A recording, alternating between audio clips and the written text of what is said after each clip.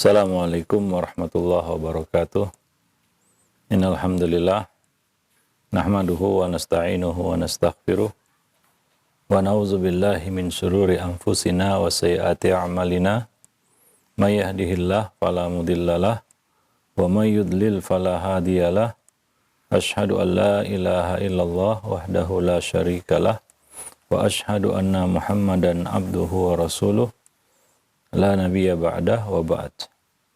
Para pemerhati roja, kaum muslimin dan muslimat yang dimuliakan Allah, alhamdulillah segala puji hanyalah milik Allah, Rabb semesta alam. Salawat beriring salam tidak lupa kita limpahkan untuk Nabi kita Muhammad sallallahu alaihi wasallam, keluarga beliau, sahabat beliau dan umat beliau sampai hari kemudian.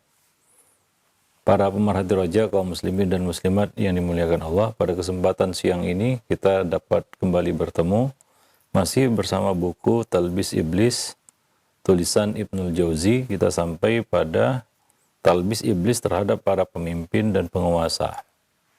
Ada lebih kurang 12 poin di sini disebutkan oleh Ibnul Jauzi. 9 diantaranya sudah kita bahas. Dan pada kesempatan kali ini kita akan lanjutkan poin ke-10, talbis iblis terhadap para pemimpin dan penguasa. Yaitu iblis menjadikan para pemimpin, penguasa, pemegang kekuasaan menganggap baik bersedekah setelah menggosok ataupun melakukan korupsi atau mengambil harta dengan cara tidak sah. Dan iblis memperlihatkan kepada mereka bahwa sedekah tersebut dapat menghapus dosa ghasab ataupun korupsi itu. Ya, maka mungkin ada dalam benak di sebahagian orang, ya, kalau korupsi itu jangan tanggung-tanggung, karena hasil korupsi yang disedekahkan dapat menghapus dosa korupsi. Nah, ini tentunya talbis iblis, bisikan iblis kepada orang-orang yang diserahi amanah kekuasaan, sehingga memandang baik perbuatan tersebut. Mereka mengira bahwa sedekah yang dikeluarkan setelah melakukan korupsi atau mengambil harta rakyat tanpa hak adalah perkara yang dapat menghapusnya. Ya, iblis membisikkan ke telinga mereka, 1 dirham sedekah dapat menghapus 10 dosa karena korupsi ataupun dari hasil korupsi, ghasab. Ya, nah sehingga mereka memandang baik perbuatan itu. Dan mereka mengira dosa mereka bisa terhapus, terampuni dengan bersedekah tersebut. Ya. Nah, ini mustahil karena dosa ghasab ataupun dosa korupsi tetap ada. Sedangkan sedekah dirham jika merupakan hasil ghasab, hasil korupsi, tidak akan diterima di sisi Allah Subhanahu wa taala. Bila dari hasil yang halal, itu juga belum tentu bisa menghapus dosa korupsinya. Belum tentu, ya, walaupun amal-amal soleh dapat menghapus keburukan. Ya, karena memberi sedekah kepada orang miskin tidak menggugurkan tanggung jawab atas orang lain. Ya. Nah, apalagi itu adalah tindakan merampas sesuatu yang bukan haknya. Ya, apalagi itu merupakan hak umat, hak masyarakat, hak rakyat. Yang mana dia harus mengembalikannya kepada rakyat kalau dia melakukan korupsi tersebut. Maka sedekah yang dia keluarkan dari hasil korupsi itu tidak bisa menghapus dosa korupsi itu. Bahkan, kalaupun dia mengeluarkan sedekah dari harta yang halal, bukan harta korupsi itu pun belum tentu dapat menghapus dosa korupsinya. Ya, maka dalam hal ini Nabi SAW bersabda, "Man jama'a amalan haraman summa tasaddaqa bihi, falaysa lahu indallahi ajrun. Wa kana isruhu alaih." Barang siapa yang mengumpulkan harta dengan cara yang haram, lalu dia menyedekahkannya, maka tidak ada pahala baginya di sisi Allah. Karena innallaha thayyib la yaqbalu illa thayyibah. Allah itu maha baik dan tidak akan menerima kecuali yang baik-baik. Wa kana isruhu alaihi, sementara dosa dia mengumpulkan harta dengan cara yang haram itu tetap terhitung atasnya, menjadi tanggungannya. Dia tidak bisa lepas dari tanggung jawab tersebut karena dia akan ditanya tentang harta dari mana dan kemana. Dia tidak bisa lolos dari pertanyaan itu.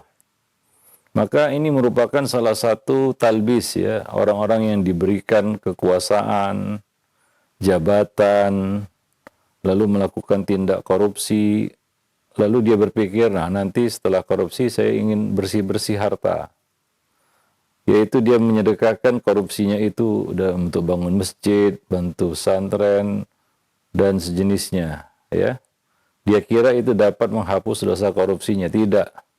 Bahkan harta yang dia sedekahkan itu sebenarnya tidak patut untuk disedekahkan. Karena itu bukan hak untuk dikeluarkan sebagai sedekah. Dia harus mengembalikan itu kepada pemiliknya. Ya. Kalau itu pemiliknya adalah rakyat, maka dia harus kembalikan kepada rakyat. Ya, kepada negara.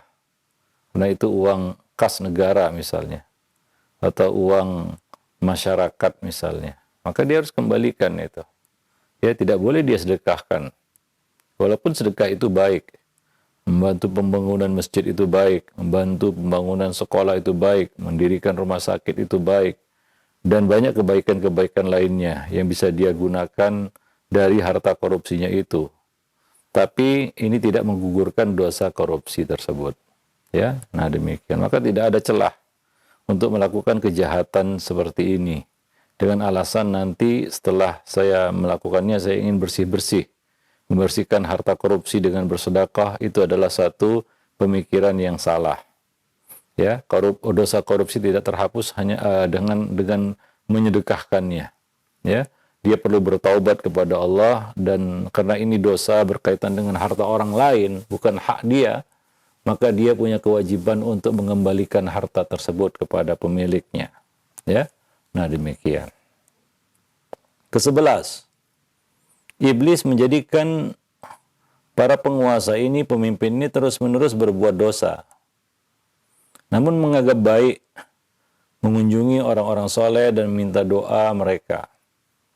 Ya, karena penguasa ulil amri, ya, umara itu mungkin bisa mendekati ulama, ya, dan mungkin sebagian umara ini ya rajin minta doa kepada ulama, ya, ataupun dekat dengan ulama, mengunjungi orang-orang soleh.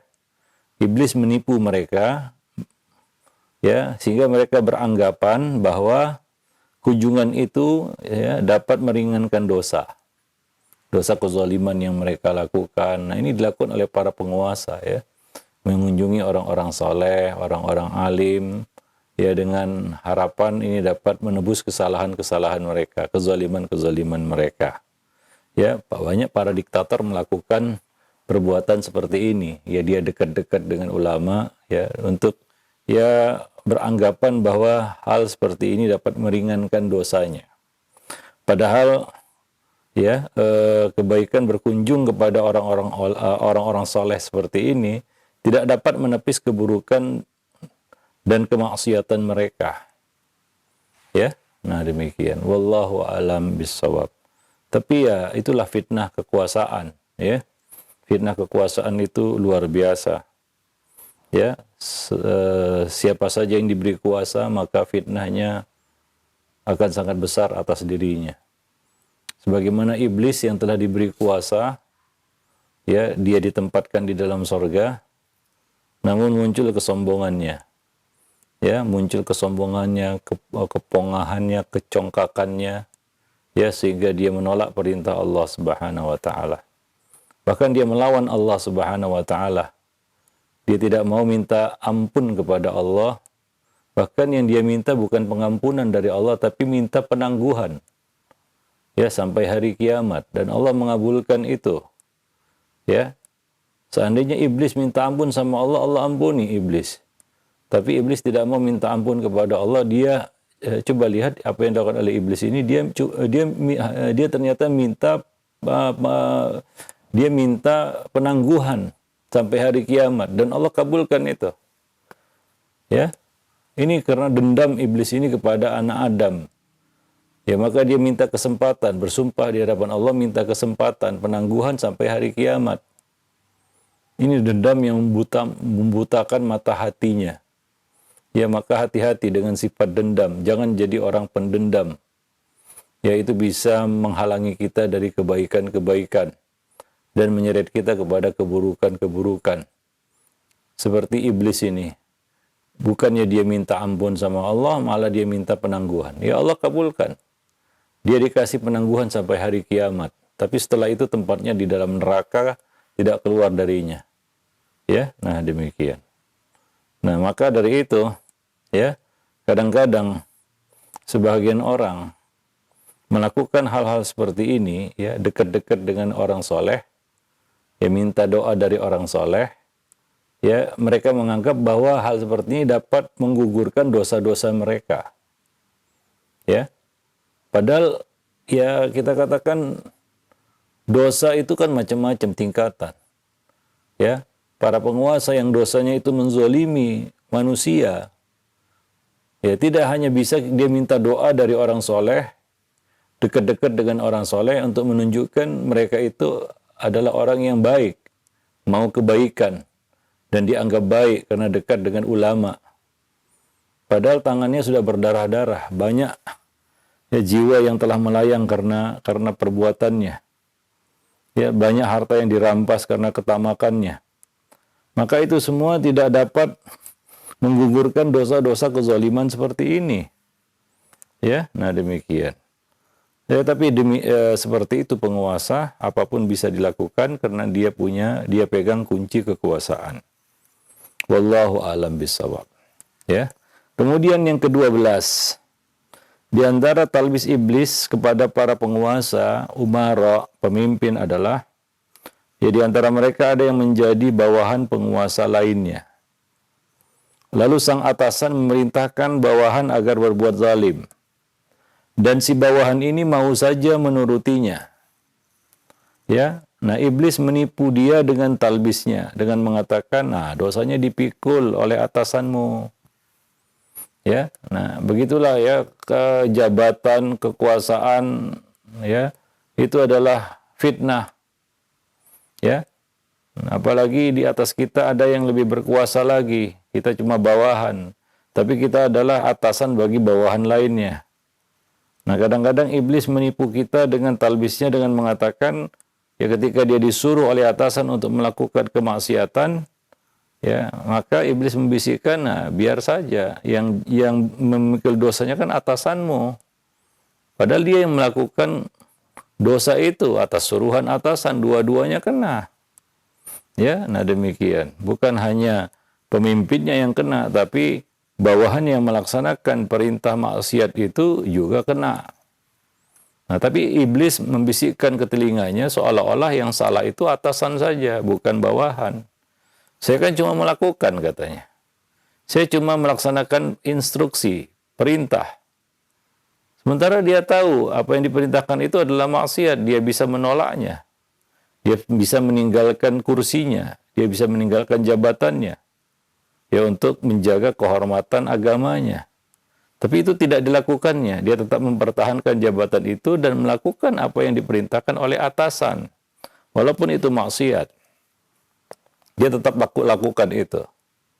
Ya, maka Nabi SAW mengatakan, La ta'ata li makhlukin fi maksiatil khaliq. Tidak ada ketaatan kepada makhluk di dalam perkara bermaksiat kepada Allah Subhanahu wa taala. Innama ta'atu fil ma'ruf. Sesungguhnya ketaatan itu hanya ada di dalam perkara-perkara yang ma'ruf. Maka kalau kita disuruh maksiat walaupun itu orang tua, fala tuti'huma, jangan taati keduanya. Itu orang tua apalagi orang lain. Ya, nah demikian. Ya.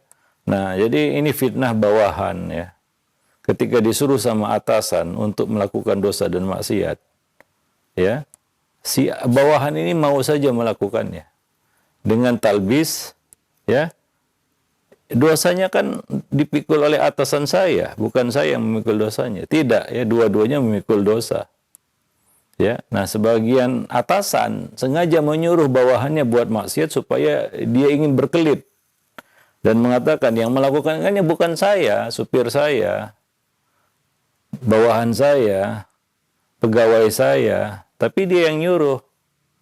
Ya, dia yang menyuruhnya, dia yang membukakan jalan bagi pelayannya untuk melakukan itu, kejahatan itu. Ya, bawahannya untuk melakukan kejahatan itu. Maka ini sama saja dia memikul dosanya juga, apalagi dia seorang atasan, dia punya tanggung jawab. Wa kullukum ra'in wa kullukum mas'ulun an ra'iyati. Setiap kamu adalah pemimpin dan kamu akan dimintai pertanggungjawaban atas apa yang dipimpin. Nah, di sana ada para pemimpin yang sengaja membuka pintu dosa bagi bawahannya. Dia tahu, ada yang malah justru memerintahkan untuk kepentingan si penguasa. Ya, nah ini tidak boleh ya terjadi atau dilakukan oleh orang yang memiliki kekuasaan. Ya, dia tidak boleh menekan orang di bawahnya untuk melakukan dosa. Dia kena dosanya. Orang itu juga apabila mau melakukannya, maka dia akan dikenai dosa juga. Ya, para pemerhati wajah kaum muslimin dan muslimat yang dimuliakan Allah. Nah, jadi ini adalah suatu sikap ataupun keyakinan yang salah. Ya, karena si bawahan tersebut telah membantu atasan untuk berbuat dosa, kezaliman. Maka Allah mengatakan ta'awanu 'alal birri wat taqwa wa la ta'awanu 'alal itsmi wal udwan. Tolong menolonglah kamu di dalam kebaikan dan ketakwaan. Dan jangan tolong menolong di dalam ya dosa dan pelanggaran. Itsm dosa, udwan pelanggaran. Melanggar aturan-aturan Allah Subhanahu wa taala. Nah, demikian. Ya, jadi ini masuk dalam bab ta'awun 'alal itsmi wal udwan. Setiap orang yang membantu perbuatan maksiat, maka dia pun dianggap sebagai pelaku maksiat. Ya, siapa saja yang membantu orang lain untuk melakukan perbuatan maksiat, maka dia pun dianggap sebagai pelaku maksiat itu. Ya, nah demikian. Nabi SAW melaknat 10 orang terkait dengan khamr, ya, yaitu minuman keras. Ya, hadis ini sahih diriwayatkan oleh Abu Daud, Ahmad dan Tahawi di dalam Mushkilul Athar. Ya, nah. Nabi mengatakan, ya, ada dari Ibnu Umar, ya, dia mengatakan ada 10 orang yang dilaknat berkaitan dengan khamr. Siapa 10 orang itu? Yang memakan, yang membawa, yang memeras, yang menuangkan, yang menghidangkan, yang meminum. Itu orang-orang yang terkena dosa berkaitan dengan khamr. Ya, mulai dari yang memetiknya, ya, kemudian memerasnya, menyaringnya, ya, membawanya ke pasar, memikulnya, ya, orang yang menuangkannya, orang yang menghidangkannya, orang yang meminumnya, orang yang menjualnya, orang yang membelinya. Banyak orang-orang yang terkait di situ dan semuanya dapat dosa. Demikian juga berkaitan dengan riba, ya, yang memakannya, yang memberi riba, yang menulis, para saksi-saksinya, dan semua orang yang terlibat di dalamnya, yang melindunginya, ya, yang menyiapkan alat-alat tulisnya, yang menyiapkan segala sesuatunya. Itu semua kena, ya, di dalam dosa riba itu. Ya, maka kita tidak boleh ta'awun 'alal itsmi wal udwan, walaupun yang nyuruh itu atasan. Maka dari itu, ketika kita keluar mencari nafkah, jangan jadikan kekayaan itu sebagai tujuan. Saya cari nafkah supaya jadi orang kaya, supaya kaya. Nah, ini racun, ya, yang akan mematikan kita. Setan akan memperalat kita untuk mencari harta dengan cara apapun, tanpa melihat apakah halal atau haram. Karena tujuannya jadi orang kaya atau jadi kaya. Ya, maka kadang-kadang kita gelap mata menghalalkan segala cara karena tujuannya kaya. Ya, maka jadikanlah halal itu sebagai tujuan. Walaupun sedikit, yang penting halal. Ya, jelas, tidak mengandung syubhat. Ya, maka kita akan selamat. Ya, kita akan selamat dari makar dan tipu daya iblis, bisikan-bisikan iblis. Ya, berkaitan dengan proses mencari rezeki. Ya, nah demikian. Wallahu alam bissawab. Ya, maka hati-hati. Ya, jangan jatuh dalam kezaliman karena kita menaati, menuruti apa yang diperintahkan oleh atasan kita. Ya, apa yang disuruhnya kita lakukan. Mungkin kan kita takut kehilangan dunia. Ya begitulah ya. Ya, orientasi dunia itu bisa menghancurkan seseorang. Nah, termasuk dalam bab ini adalah manakala seorang bawahan menarik uang untuk diberikan kepada atasan. Padahal ia tahu atasannya pasti menghambur-hamburkannya. Ya, ini mengkhianati amanah. Ya, karena pengetahuan tersebut maka si bawahan dianggap turut membantu atasan dalam melakukan perbuatan zalim. Ya, jadi membantu pengkhianat itu, membantu koruptor itu adalah koruptor. Ya, hukumannya sama dengan si koruptor itu, sebenarnya seperti itu. Ya, apa kata Malik bin Dinar? Cukuplah seorang itu dikatakan pengkhianat apabila dia menjadi kepercayaan para pengkhianat. Membantu para pengkhianat, memuluskan jalan mereka. Ya, walaupun dia tidak terlibat dalam pengkhianatan, dalam korupsi itu, tapi dia bantu koruptor itu untuk melakukan korupsi. Lebih-lebih lagi kalau dia dapat bagian. Ya, biasanya dapat bagian dari hasil korupsi itu. Maka ia pun memberikan jalan, membuka jalan bagi para koruptor itu untuk melakukan tindakan korupsi. Ya, maka ya, disebut korupsi berjamaah. Ya, satu orang yang korupsi tapi yang lain kecipratan juga, dapat juga, maka semuanya melakukan gerakan tutup mulut. Ya, saling melindungi satu sama lainnya. Maka ingat kata Malik bin Dinar, cukuplah seorang itu dianggap pengkhianat manakala dia menjadi kepercayaan para pengkhianat. Kaki tangan pengkhianat, menjadi mata-mata pengkhianat, ya, yang melakukan perlindungan, ya, memberikan perlindungan kepada para pengkhianat itu, ya. Nah demikian, ya. Demikian juga, ya, kita katakan orang yang membantu para koruptor, ya, untuk melakukan tindakan korupsi, atau dia melindungi koruptor itu setelah koruptor itu melakukan tindak korupsi, menyembunyikannya misalnya, menutupinya misalnya, ya, atau melindungi hartanya, ya, sehingga harta itu aman untuk koruptor ini. Setelah menjalani hukuman, dia bisa mencicipi hasil korupsinya. Nah demikian, wallahu alam bisawab. Maka memang kekuasaan itu, lingkaran kekuasaan itu penuh dengan fitnah. Maka Nabi mengingatkan, man ata baba sultan uftutina. Barang siapa yang mendatangi pintu penguasa, pintu kekuasaan, maka dia akan terfitnah. Ya, ya, baba sultan di sini bisa diartikan ya pintu penguasa atau pintu kekuasaan. Ya, karena pintu kekuasaan ini memang terlihat indah.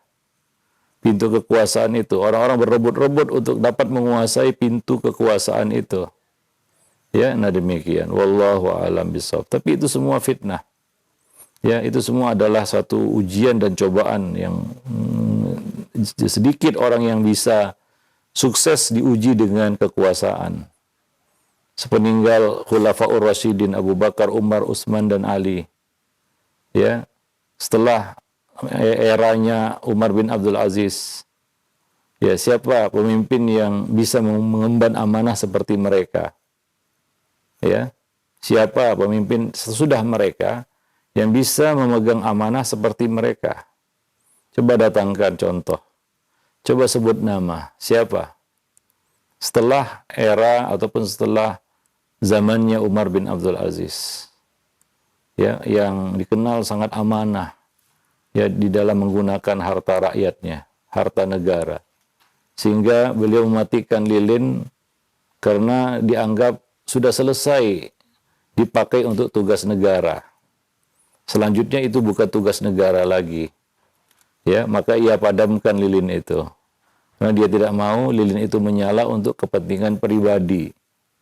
Sampai seperti itu. Kalau sekarang menggunakan harta negara, ya, kendaraan dinas misalnya, ya, sesuka hati, tidak untuk kepentingan dinas, padahal namanya mobil dinas, tapi dipakai bukan untuk kegiatan ataupun aktivitas dinas, ya, bukan untuk keperluan pekerjaan, ya, untuk kepentingan pribadi, ya, murni pribadi kadang-kadang, ya. Nah, lebih parah lagi, ya, yaitu dia gelapkan itu, ya, harta negara itu, ya, atau ya dia korupsi uang minyaknya, uang bensinnya, dan banyak lagi yang bisa dia putar-putar untuk cari, ya, rezeki yang haram dari benda itu. Ini luar biasa fitnah kekuasaan itu. Karena Allah Subhanahu wa taala ketika menyerahkan kekuasaan atas seorang hamba ada dua. Jika dia adil, dia menjadi orang yang paling mulia di sisi Allah. Nabi mengatakan tentang orang yang dinaungi oleh Allah pada hari tidak ada naungan kecuali naungan Allah. Yang pertama itu al-imamul adil, imam yang adil, penguasa yang adil. Ya. Nah, ketika Nabi menjelaskan tentang para penghuni sorga, ya, Nabi mengatakan yang pertama adalah dzu sultanin muqsit. Orang yang memegang kekuasaan dan dia adil. Muqsit, berlaku tengah. Ya, tidak merampas hak rakyatnya, tidak condong sebelah. Ya, tidak membuat hukum seperti hukum parang, tajam ke bawah, tumpul ke atas. Adil. Nah, itu tidak mudah, ya, menjadi seorang pemimpin yang muqsit, yang adil, ya. Tapi kalau dia betul-betul berlaku adil, maka keutamanya juga besar, ya, para pemerhati roja kaum muslimin dan muslimat yang dimuliakan Allah. Nah, itulah dia 10 perkara, ya, 10 tipu daya, ya, iblis terhadap, ya, para penguasa, umara, ya, zu sultan yang punya ataupun pegang kekuasaan. Sekali lagi, jika Allah mengamanahkan kepada kita kekuasaan, jabatan, maka tunaikanlah amanah. Ya, innallaha ya'murukum atu'addul amanati ila ahliha. Sungguhnya Allah Subhanahu wa taala memerintahkan kamu untuk menyerahkan amanah kepada pemiliknya. Ya, nah, jadi embanlah tugas dan tanggung jawab yang besar itu dengan amanah. Ya, nah, apabila tidak, maka itu menjadi musibah dan malapetaka bagi orang tersebut.